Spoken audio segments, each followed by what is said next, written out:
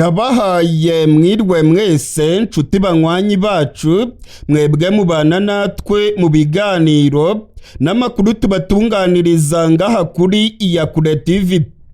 Iyakure TV ni imbonesha kure imwe rudende ibashitsa ko amakuru yizewe, amakuru atosoye, amakuru aba yatohojwe n'itsinda ry'abamenyesha amakuru b'inzobere mu karere k'ibiyaga binini, maze tukayabashikiriza mu buryo bwihuse. Turi kwigenekerezo rya gatatu ukwezi kwa karindwi umwaka w'ibihumbi 2025. Niba utarakanda subscribe aka ni akanya keza ko kubikora. Kanda kuri like ndetse unasangiza abandi ibiganiro byacu.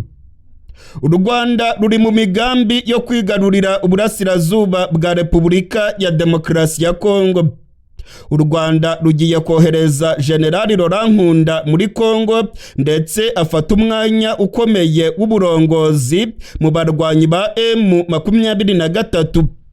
Igaruka rya General Joseph Kabila mu buseruko bwa Kongo ryarateje injyane zikomeye muri M23.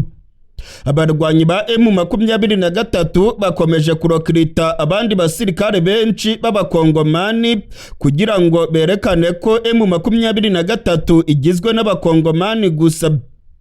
Igihugu cy'u Rwanda gikomeje gutanga umusada wa gisirikare ndetse no gutanga amabwiriza ku nyeshyamba za M23. General Patrick Karuretwa w'igisirikare cy'u Rwanda avugana na General Makenga urongoye igisirikare cya M23. General Patrick Karuretwa kandi avugana na Bertrand Bisimwa ndetse na Colonel Nzenze. Aba bose ni abayobozi muri M23. U Rwanda rukomeje kwiba amabuye y'agaciro ari strategique muri Kongo. Ubutegetsi bwa Kongo bukorana n'inyeshyamba za FDLR mu buryo bweruye. Ibingibi rero ntabwo ari njyewe urimo kubivuga. Ibingibi ni bikubiye muri raporo y'impuguke za ONU ku bibazo by'umutekano muke mu buseruko bwa Repubulika ya Demokarasi ya Kongo. Muri aya makuru yacu turaza kureba iby'iyi raporo y'impuguke za ONU, aho izi mpuguke za ONU zishinja u Rwanda gufasha M23 ndetse hakaba harimo amakuru akomeye avuga yuko General NKUNDA yabagiye kujya muri M23 kugira ngo arebe yuko yakunga abari muri M23. Izi nzobere za ONU zivuga yuko batangiye kuryana. Biravugwa kandi ko u Rwanda ari rwo rutanga amabwiriza muri M23. Turaza kurabira hamwe icyo u Rwanda ruvuga kuri iyi raporo y'impuguke za ONU. Muri aya makuru yacu kandi turababwira ko muri Kivu y'Amajyepfo imirwano ikomeje. Muri kano gatondo k'igenekerezo rya gatatu ukwezi kwa karindwi hari kuvugwa imirwano ikomeye cyane mu gace ka Minembwe. Igisirikare cya Kongo kirimo gukoresha indege z'intambara mu kurasa abasivile. Abarwanyi batwirwaneho baravuga ko kuva muri kano gatondo igisirikare cya Kongo kirimo gutwika imihana y'abanyagihugu muri kariya gace. Turaza kwerekeza kandi mu gace ka Uvira aho urwamo rw'amabombe rukomeje kumvikana, bikavugwa yuko M23 irimo kurasana n'abarundi. Ibi byose rero turaza kubigaruka ko muri aya makuru yacu. Niba utarakanda kuri subscribe ndagusaba kubikora ndetse ugakanda no kuri like. Sangwa kaze rero muri aya makuru yacu idonido. Nkuko nari mpeze kubibabwira mu mpfunyapfunyo, raporo y'impuguke za ONU ishinja u Rwanda gushaka kwigarurira uburasirazuba bwa Repubulika ya Demokarasi ya Kongo. Raporo y'impuguke za ONU yakozwe mu kwezi kwa gatanu igaragaza ko ngo Perezida Kagame w'u Rwanda afite imigambi yo kwigarurira uburasirazuba bwa Kongo bugizwe n'intara ya Kivu y'Amajyaruguru na Kivu y'Amajyepfo. ibimenyesha makuru bikomeye birimo Roswari, ibimenyesha makuru birimo ibiro ntaramakuru by'Abongereza Reuters, ibimenyesha makuru bikomeye nka The Standard, byose byanditse iyi nkuru bivuga ko ngo u Rwanda rufite imigambi yo kwigarurira uburasirazuba bwa Repubulika ya Demokarasi ya Kongo. Dore nk'ubu ngubu ikimenyesha makuru Roswari cyanditse kigira kiti Kagame s'oriente vers l'annexion de l'Est du Congo. Ibingibi ngo biravugwa na raporo y'impuguke za Loni. Ugenekereje mu Kinyarwanda rero baravuga ko Kagame afite imigambi yo kwigarurira uburasirazuba bwa Repubulika ya Demokarasi ya Kongo. Ibi bimenyesha makuru kandi birakomeza bivuga yuko mu buseruko bwa Kongo imirwano ikomeje kandi ko u Rwanda rufasha abarwanyi ba M23 mu buryo bwa gisirikare ndetse no kubaha amakuru y'ubutasi. Iyi raporo y'impuguke za Loni ivuga ko u Rwanda rufite umugambi wo kwigarurira uburasirazuba bwa Kongo. Abakongomani bo bakavuga yuko u Rwanda rurimo gufasha M23 kugira ngo uburasirazuba bwa Kongo buziyonkore ku gihugu cya Kongo maze M23 ibe yatangaza Repubulika yigenga ya Kivu. Ibingibi byagiye bivugwa inshuro nyinshi ndetse abahinga mu bya politike bakavuga yuko Perezida Tshisekedi yaba arimo gufasha M23 kugira ngo ubuseruko bwa Kongo buziyonkore ku gihugu cya Kongo. Ibintu rero ntabwo byoroshye kuko amaraporo y'impuguke za Loni nayo aragaragaza yuko umugambi wa balkanization ushoboka ndetse iyi raporo y'impuguke za Loni ikavuga yuko u Rwanda rufasha M23 ndetse ko hari umugambi wo kwigarurira ubuseruko bwa Kongo. Muri iyi raporo y'impuguke za Loni kandi bavuga yuko u Rwanda rufasha M23 mu buryo bwa gisirikare. Iyi raporo y'impuguke za Loni ikavuga yuko abasirikare bakomeye b'igihugu cy'u Rwanda batanga amabwiriza muri M23. Nk'urugero muri iyi raporo bavuga yuko General Patrick Karuretwa w'igisirikare cy'u Rwanda avugana na General Makenga arongoye igisirikare cya M23. Uyu General Patrick Karuretwa w'igisirikare cy'u Rwanda anatanga amabwiriza kwa Bertrand Bisimwa ndetse na Colonel Nzenze.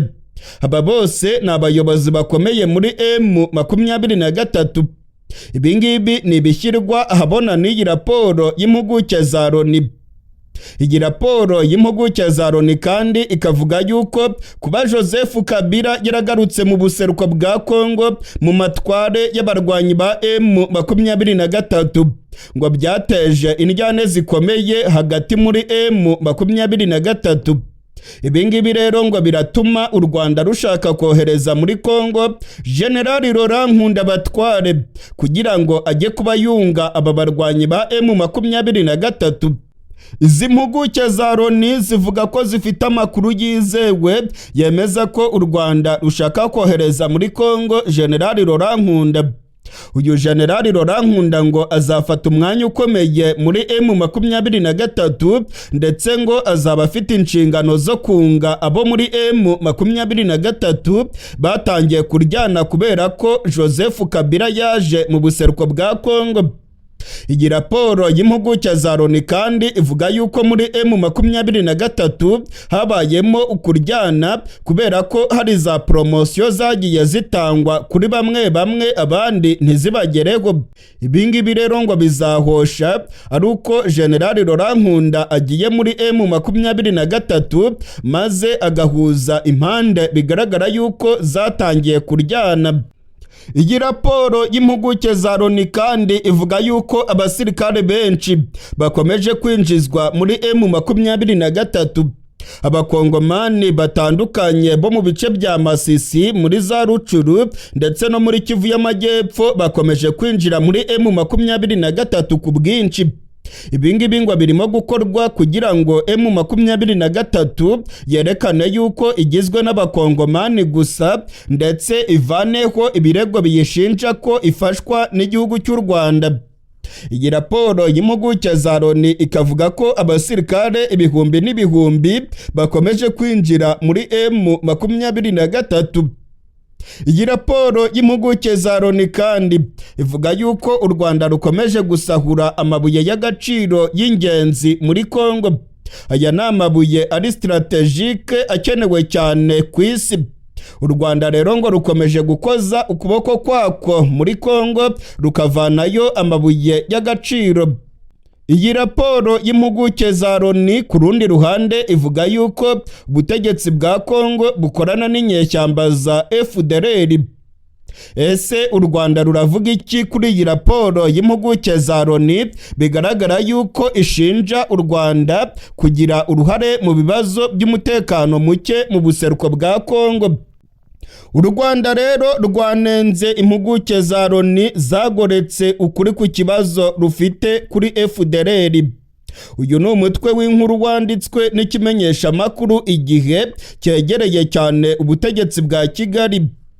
Umuvugizi wa guverinoma y'u Rwanda Yorande Makoro yanenze impuguke z'umuryango w'abibumbye avuga ko zagoretse ukuri ku mpungenge zarwo zishingiye ku bikorwa bya FDLR ihungabanya umutekano w'igihugu cy'u Rwanda. Ibingibi kandi ngo ni nabyo byatumye u Rwanda rushyiraho ingamba z'ubwirinzi. Mu ntangiriro z'ukwezi kwa gatanu umwaka w'2025 impuguke z'umuryango w'abibumbye zashyikirije komite y'akanama ka Loni gashinzwe umutekano ishinzwe ibihano raporo nshya ku mutekano wo mu burasirazuba bwa Repubulika Iharanira Demokarasi ya Kongo. Izi mpuguke zivuga ko kugeza tariki ya 20 ukwezi kwa kane ubwo iyi raporo yakorwaga hari ingabo z'u Rwanda ziri mu bice bigenzurwa na M23. Hari izindi ngabo kandi ngo nyinshi ziri ku mupaka w'u Rwanda zari zirimo kwitegura kwinjira muri Kongo. U Rwanda rwagiye ruvuga yuko nta basirikare rufite muri Kongo ahubwo ko rufite ingamba z'ubwirinzi. Kuri ibi birego byose bigaragazwa muri iyi raporo y'impuguke za Loni, umuvugizi wa guverinoma y'u Rwanda yavuze yuko izi mpuguke zabogamye kandi zikirengagiza impungenge z'igihugu cy'u Rwanda. Mu yandi makuru akomeye arimo kuvugwa nuko imirwano yongeye kubura muri Kivu y'Amajyepfo. Mu gace ka Minembwe abarwanyi batwirwaneho barimo guhangana na FARDC ndetse indege z'igisirikare cya Kongo zirimo kumisha urufaya rw'amabombe muri kariya gace. Amakuru atugeraho aravuga ko kuva mu gatondo k'irigenekerezo rya gatatu imirwano irimo kubica bigacika mu gace ka Minembwe. Muri teritwari ya Fizi harimo kubera imirwano ikomeye. Ni nako bimeze kandi muri teritwari ya Uvira mu micungararo y'igisagara cya Uvira harimo kuvugwa imirwano hagati ya M23 n'abasirikare b'u Burundi. Ibingibi turakomeza kubitohoza neza, turabigaruka ko mu makuru yacu ari imbere.